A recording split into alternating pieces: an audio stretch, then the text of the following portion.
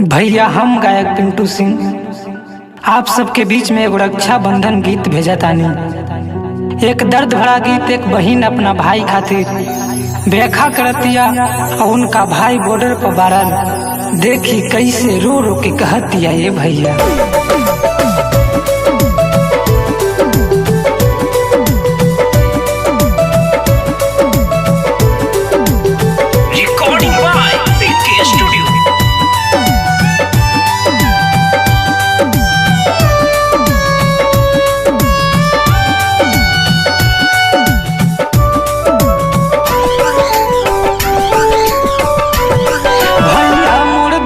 जमनवा देश के करत हमें निगरनवा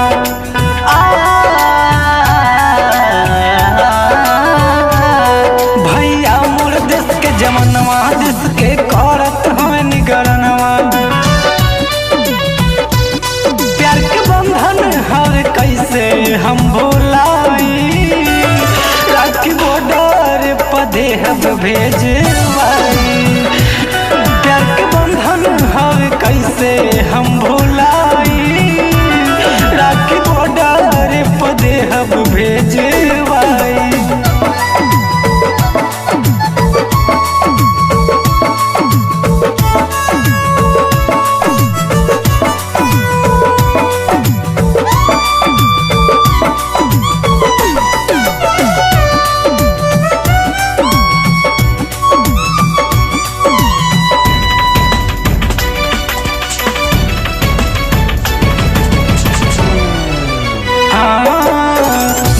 खाती बहिनी के कुह केला मनामा पावन पवित्र होला रक्षा बंधनमा।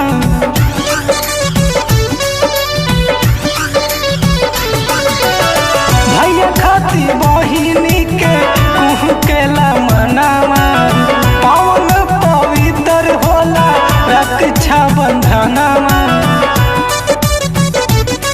बड़ी दूर हवन कैसे हम जाई राखी बॉर्डर पदे हम भेजवाई।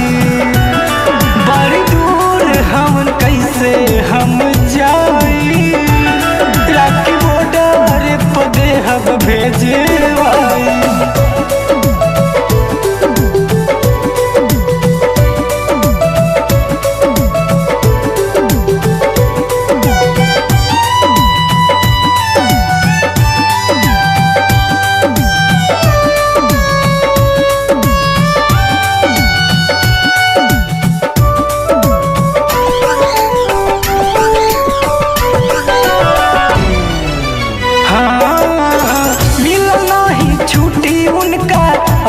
न घरवा पिंटू प्रेमी से हम लेहनी खबरवा।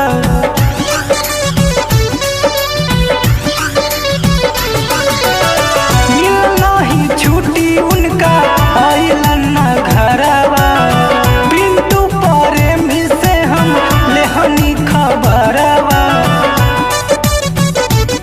बात सोची अखिया आवेला